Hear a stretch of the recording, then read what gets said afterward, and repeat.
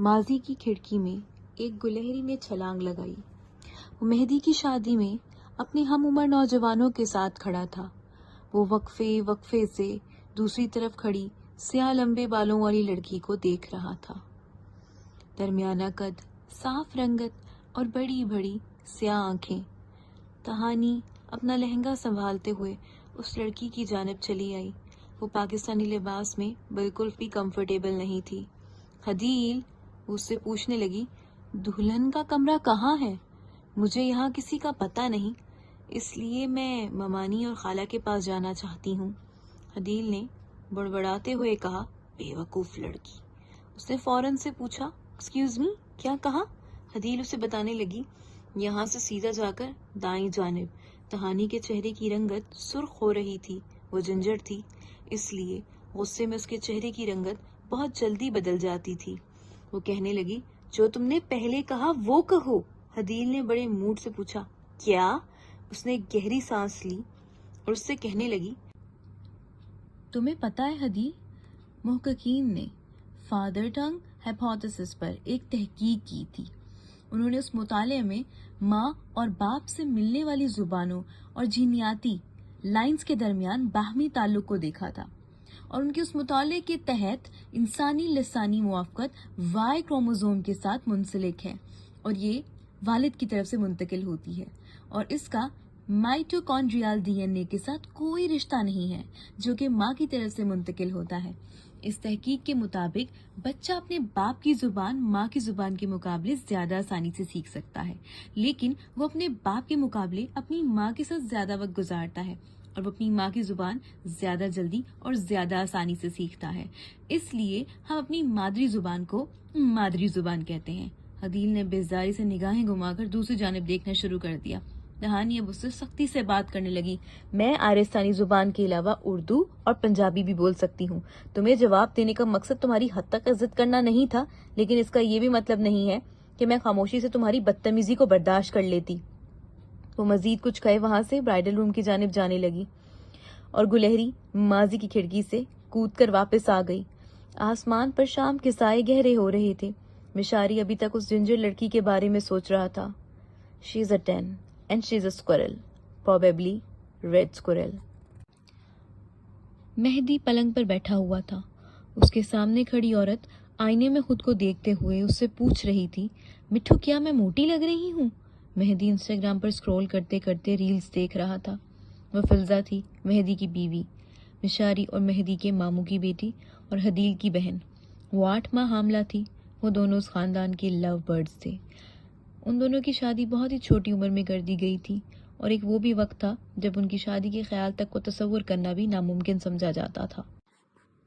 مہدی کے والد اس رشتے کے سخت خلاف تھے، اور فلزہ کے والد کا کہنا تھا کہ ہمیں عزت دو، احترام سے رشتہ مانگو اور بیٹی کو لے جاؤ۔ ہر روز دونوں خاندان آپس میں لڑتے جھگڑتے، ایک دوسرے کو باہر والوں کے سامنے ذلیل کرتے اور ہر بات پر ایک ہی بات کہتے کہ یہ شادی نہیں ہو سکتی۔ بات اتنی بگڑ گئی کہ فلزہ اور مہدی نے اپنے والدین کو خودکشی اور کورٹ میرج تک کرنے کی دھمکیاں دے دیں۔ لہٰذا اس سے پہلے معاملہ ہاتھ سے نکلتا، ایڈوکیٹ جمیلہ نے اپنے بھائی کے آگے ہاتھ پیر جوڑ کر مہدی کے لیے فلزہ کا ہاتھ مانگا اور 1 مہینے کے اندر اندر ان دونوں کی شادی کر دی۔ مہدی نے اپنی تعلیم اپنی شادی کے بعد مکمل کی تھی، اور فلزہ ابراہیم کی پیدائش کے بعد اپنی تعلیم مکمل نہیں کر پائی۔ ابراہیم ابھی 14 برس کا تھا، اور جب سے اسے یہ خبر ملی تھی کہ اس کا ایک بھائی آنے والا ہے، تب سے اس کا موڈ بہت خراب تھا۔ اس نے اپنے والدین سے بہت لڑائی کی تھی اور ان سے کہا تھا، میں اپنے دوستوں کو کیا کہوں گا، اس عمر میں میرا ایک بھائی ہوا ہے۔ یہ سن کر فلزہ نے اس کے منہ پر 2 تھپڑ رسید کیے اور اسے جھڑکنے لگی۔ مہدی نے اسے روکنے کی کوشش کی، ابراہیم کو بھی سمجھانا چاہا، لیکن دونوں میں سے کسی نے اس کی نہ سنی۔ کم عمری میں شادی کرنے کے بہت سے فائدے ہیں، لیکن کم عمری میں شادی کرنے کا یہ مطلب نہیں کہ انسان اپنی دماغی نمو کے لیے کچھ نہ کرے۔ اگر کم عمری میں شادی کے بعد انسان اپنے لیے خود کچھ نہ کرے تو اس کی اپنی دماغی نمو رک جاتی ہے۔ یعنی جس عمر میں فلزہ کو خود پر کام کرنا تھا، اس عمر میں وہ ابراہیم کی تربیت کرنے میں لگ گئی تھی۔ کالج اور یونیورسٹی کا زمانہ ہماری سوشل سکلز کو بہتر بناتا ہے۔ جب ہم طرح طرح کے لوگوں سے ملتے ہیں تو ہماری سوچ کو وسعت ملتی ہے۔ فلزہ، حدیل اور تہانی لگ بھگ ایک جتنی تھی، لیکن فلزہ کی سوچ ان دونوں کی سوچ سے بہت مختلف تھی۔ مہدی نے اپنی تعلیم مکمل کی اور آج وہ ایک اچھی پوسٹ پر نوکری کر رہا تھا، لیکن اس پر کام کا پریشر بہت ہی چھوٹی عمر میں پڑ گیا تھا، جس وجہ سے وہ ابراہیم کو زیادہ وقت نہیں دے پایا۔ فلزہ ایک بہت اچھی ماں تھی، لیکن وہ آج کے زمانے کی ماؤں کی طرح نہیں تھی۔ یہی وجہ تھی کہ وہ ابراہیم کو سمجھ نہیں پاتی تھی، اور اس وجہ سے ابراہیم کی دماغی صحت متاثر ہو رہی تھی۔ وہ ان دنوں ہر کسی سے کٹا کٹا رہتا تھا۔ پڑھائی کے بعد جب فارغ ہوتا تو پب جی گیم کھیلتا، پلے اسٹیشن لگا لیا کرتا یا پھر ٹک ٹاک پر ویڈیو دیکھتا رہتا۔ پچھلے سال اس کی نانی کا انتقال ہوا تھا، اس لیے اب تو اس کا نانا کے گھر بھی جانے کا دل نہیں کرتا تھا۔ ننیال تو نانیوں سے ہوتا ہے، جب نانی ہی نہیں تو پھر کیسا ننیال۔ حدیل اس کی خالہ تھی، لیکن حدیل کا اسے محبت جتانے کا انداز کافی مادی تھا۔ بچے تحائف نہیں، پیار اور توجہ چاہتے ہیں، لیکن حدیل موجودہ زمانے کی لڑکی تھی اور اس کے پاس کسی کے لیے بھی وقت نہیں تھا۔ ان دنوں ابراہیم کا ہر کسی سے ایک ہی گیلا تھا، اور وہ تھا کہ کوئی اسے نہیں سمجھتا، کوئی اس کی نہیں سنتا۔ وہ خود کو بھیڑ میں ہونے کے باوجود بھی بہت اکیلا محسوس کرتا تھا۔ وہ اپنے ماں باپ سے یہ پوچھنا چاہتا تھا کہ آخر انہوں نے اسے کیوں پیدا کیا ہے، وہ اسے اس دنیا میں کیوں لے کر آئے ہیں۔ اس کے نانا ابا کہتے تھے، اپنی ماں کی عزت کیا کرو، اس نے تمہیں بڑی تکلیفیں اٹھا کر پیدا کیا ہے۔ وہ اپنے نانا ابا سے بھی یہی سوال کرنا چاہتا تھا، آخر میری ماں نے مجھے پیدا ہی کیوں کیا ہے، جب میرے والدین کو میرا خیال ہی نہیں تھا، ان کے پاس میرے لیے وقت ہی نہیں تھا، جب وہ مجھے اور میری ضروریات کو ہی نہیں سمجھ سکتے تھے، تو پھر انہوں نے مجھے کیوں پیدا کیا۔ مجھے یہ دنیا ایک سفرنگ لگ رہی ہے، مجھے پیدا ہو کر جینے میں سفرنگ ہو رہی ہے۔ نانا ابو کہتے ہیں، دنیا بنی آدم کے لیے آزمائش ہے، لیکن یہ آزمائش کے ساتھ نعمت بھی ہے، پر مجھے تو پیدا ہونے کا مقصد صرف عیسائیت والی سفرنگ لگ رہا ہے۔ لوگ اکثر سوال کرتے ہیں کہ بچے مسلمان ممالک میں رہتے ہوئے اپنے مذہب سے منکر کیسے ہو جاتے ہیں۔ اس کے پیچھے بہت سی وجوہات ہیں، لیکن ان میں سے ایک اور سب سے اہم وجہ والدین کی اپنے بچوں کی تربیت کے معاملے میں لاپرواہی اور غفلت ہے۔ فلزہ نے مہدی سے دوبارہ پوچھا، بتاؤ نا مٹھو۔ مہدی نے اس کی طرف دیکھا، کیا؟ فلزہ نے خود کو شیشے میں دیکھتے ہوئے پوچھا، کیا میں موٹی لگ رہی ہوں؟ وہ پلٹی اور فکر مندی سے بولی، لگ رہی ہوں نا۔ مہدی سوچ میں پڑ گیا کہ ہاں بولے یا نہ بولے۔ ہاں بولتا تب بھی لڑائی ہوتی، نہ بولتا تب بھی لڑائی ہوتی۔ فلزہ ناراضی سے بولی، اگر میں موٹی لگ بھی رہی ہوں تو انسان کمپلیمنٹ ہی دے دیتا ہے۔ مہدی نے اسے دیکھ کر کہا، تمہاری نظر 2020 ہے۔ فلزہ غصے سے اس پر چلا پڑی، مٹھو! وہ اس سے پہلے چیختی، چلاتی اور اپنا بی پی ہائی کرتی۔ وہ اس سے کہنے لگا، یار بلبل، اب ایسی حالت میں تو وزن بڑھتا ہے نا، اس میں غصہ کرنے کی کیا بات ہے، ٹھنڈی ہو جاؤ پلیز۔ وہ اس سے پوچھنے لگی، نہیں تو مجھے بتاؤ، میں موٹی ہوں؟ مہدی سوچنے لگا، ماموں نے رخصتی کے وقت کہا تھا، اگر تم چاہتے ہو کہ تمہاری شادی کا پیالہ محبت سے بھرا رہے تو جب تم غلطی کرو تو اس غلطی کو تسلیم کرو، اور جب تم حق پر ہو تب اپنا منہ بند رکھو۔ فلزہ نے سختی سے آنکھیں پھیلاتے ہوئے کہا، مہدی نے خاموش رہنا ہی مناسب سمجھا۔ فلزہ نے اس سے دوبارہ پوچھا، بولو بھی۔ تبھی اس کی توجہ پلنگ کی چادر پر پڑے ہوئے تولیے پر گئی۔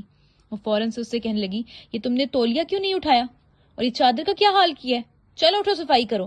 سارا دن میں پاگلوں کی طرح کام کرتی رہتی ہوں، اور تم باپ بیٹا گھر آ کر 1 گھنٹے میں پھر سب گندا کر دیتے ہو۔ مہدی اپنا موبائل رکھتے ہوئے اٹھا، اس نے پلنگ سے تولیہ اٹھایا اور اسے صوفے پر پھیلانے لگا۔ مہدی اپنے بیٹے کا تعاقب کرتے ہوئے باورچی خانے میں آیا۔ ابراہیم نے مہدی کو دیکھا اور خفگی سے کہنے لگا، ڈیڈی، ایک تو ممی خود کچھ بناتی نہیں، ہر روز چاچو کی ہوٹل سے کھانا آتا ہے، اوپر سے برتن بھی خود نہیں لگاتی، یہ زیادتی ہے۔ مہدی اسے پیار سے سمجھانے لگا، کوئی بات نہیں بیٹا، وہ سارا دن کام کرتی ہے۔ وہ پلیٹیں ٹرے میں رکھتے ہوئے پوچھنے لگا، کیا کام کرتی ہیں؟ کام والی کپڑے دھو جاتی ہے، جھاڑو لگا جاتی ہے، پیچھے رہتا کیا ہے؟ کپڑے استری کرنا اور برتن دھونا۔ اس نے اب ٹرے میں چمچ اور گلاس رکھے اور ٹرے اٹھانے لگا۔ مہدی نے اس کا موڈ بہتر کرنے کی کوشش کی، بیٹا دیکھو، لیکن وہ اس کی سنی انسنی کر کے باورچی خانے سے باہر نکل گیا۔ مہدی نے پلٹ کر افسوس سے اسے دیکھا۔ جب وہ اپنے بیٹے کو اداس دیکھتا تھا تو اسے بہت دکھ پہنچا کرتا تھا۔ اس کا بچپن اپنی ماں کے بغیر گزرا تھا.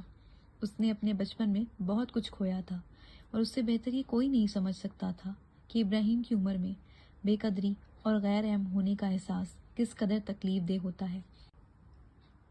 مہدی اپنے بیٹے کا تعاقب کرتے ہوئے باورچی خانے میں آیا. ابراہیم نے مہدی کو دیکھا اور خفگی سے کہنے لگا، ڈیڈی، ایک تو ممی خود کچھ بناتی نہیں، ہر روز چاچو کی ہوٹل سے کھانا آتا ہے، اوپر سے برتن بھی خود نہیں لگاتی، یہ زیادتی ہے. مہدی اسے پیار سے سمجھانے لگا، کوئی بات نہیں بیٹا، وہ سارا دن کام کرتی ہے. وہ پلیٹیں ٹرے میں رکھتے ہوئے پوچھنے لگا، کیا کام کرتی ہیں؟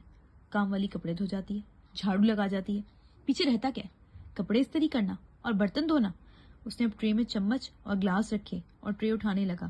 مہدی نے اس کا موڈ بہتر کرنے کی کوشش کی، بیٹا دیکھو، لیکن وہ اس کی سنی انسنی کر کے باورچی خانے سے باہر نکل گیا. مہدی نے پلٹ کر افسوس سے اسے دیکھا.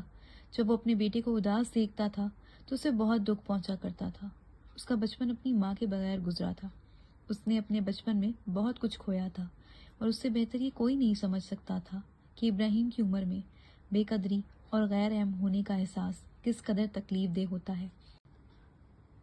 المیہ یہ ہے کہ اس عمر میں محسوس ہونے والا خالی پن عمر کے صرف اس حصے تک محدود نہیں رہتا، بلکہ یہ خالی پن اور ادنا ہونے کا احساس ہمیں زندگی میں آنے والے ہر مرحلے پر ستاتا ہے اور ستاتا رہتا ہے. ایک دراز کا جوان بلڈنگ سے باہر نکلا. اس بلڈنگ کی پہلی منزل پر اصغر اینڈ ایسوسیٹس لاء کا بورڈ لگا ہوا تھا. وہ سیاہ پینٹ کوٹ میں ملبوس تھا. اس کے سر کے بال بکھرے ہوئے تھے. اس کی آنکھیں طوفانی رات کی طرح پرشور تھیں اور اس کا چہرہ بجھا ہوا تھا. اس کے بوٹوں پر دھول جمی ہوئی تھی. اس کا نام فارخلید سلمان تھا. اس کی خالہ اسے پیار سے وفی کہتی تھی. وفی کا مطلب وفا کرنے والا. وہ مشاری کا خالہ زاد بھائی تھا. وہ مشاری کا ہم عمر تھا. ایک زمانے میں وہ اس کا آئینہ ہوا کرتا تھا. ان دونوں کا بچپن ایک ساتھ گزرا تھا. وہ پچھلے 15 سال سے ایک دوسرے سے قطع تعلق کر چکے تھے. اس کی ماں اپنی جوانی میں گھر سے بھاگ گئی تھی. اسے اپنے باپ کے بارے میں کچھ علم نہیں تھا. اسے اس کی خالہ نے بس اتنا بتایا تھا کہ جب وہ ایک ماں کا شیر خوار بچہ تھا تب اس کی ماں نے پنکھے سے لٹک کر خودکشی کر لی تھی. مشاری بچپن میں اس سے کہا کرتا تھا، تم گلہری نہیں ہو. گلہریوں کی مائیں انہیں کبھی چھوڑ کر نہیں جاتی. وہ خطرے سے بچاؤ کے لیے ایک سے زیادہ گھونسلے بنا کر رکھتی ہیں، لیکن وہ اپنے گلوؤں کو چھوڑ کر نہیں جاتی. اور وہ کہتا تھا، ہاں شاید میں واقعی گلہری نہیں. اگر میں گلہری ہوتا تو میری ماں مجھے چھوڑ کر نہیں جاتی. اس کی پرورش کی ذمہ داری اس کی خالہ نے لی تھی. وہ اسے اپنے ساتھ سعودی عرب لے گئی تھی. انہوں نے مشاری کے ساتھ اسے بھی اپنے دودھ سے سینچا تھا. جب انہیں اس پر پیار آیا کرتا تو وہ اسے وفی کہہ کر بلاتی. وہ ان کا بہت فرما بردار تھا. اس نے کبھی ان کے سامنے اپنی آواز بلند نہیں کی تھی، لیکن پھر اسے محبت ہو گئی. ایڈوکیٹ جمیلہ محبت کے خلاف نہیں تھیں. وہ اس لڑکی اور اس خاندان کے خلاف تھیں. انہوں نے اسے سمجھایا تھا کہ وہ غلط کر رہا ہے. وہ اسے سمجھاتی تھیں، پہلے اپنی کیریئر پر فوکس کرو، اس لڑکی اور اس کے خاندان والوں کو جان لو. لیکن اس نے ان کی ایک نہیں سنی. آج 15 سال بعد وہ طلاق یافتہ تھا اور گھریلو تشدد کا وکٹم تھا. حیرت کی بات ہے نا، کیا مرد بھی گھریلو تشدد کا شکار ہو سکتے ہیں؟ ہو سکتے ہیں، بالکل ہو سکتے ہیں، کیونکہ ہماری قوم کو ابھی مرد پر ہونے والے گھریلو تشدد کی آگاہی ہی نہیں ملی. اس نے اپنی طلاق کے بعد خود کو بالکل چھوڑ دیا تھا. نہ اسے اپنے کپڑوں کا خیال تھا، نہ اسے اپنے کھانے پینے کا خیال تھا. وہ اپنی شادی سے پہلے بالکل بھی ایسا نہیں تھا. وہ ایک زندہ دل انسان تھا. وہ اپنے کپڑوں، اپنے کھانے اور اپنی صحت کا بہت خیال رکھا کرتا تھا. وہ مکین تھا اس بستی کا جہاں ہر روز ایک خواب ٹوٹتا تھا، جہاں ہر روز ایک دل ٹوٹتا تھا. وہ ایک ایسی کتاب تھا جسے کسی نے کھول کر کبھی پڑھا ہی نہیں تھا.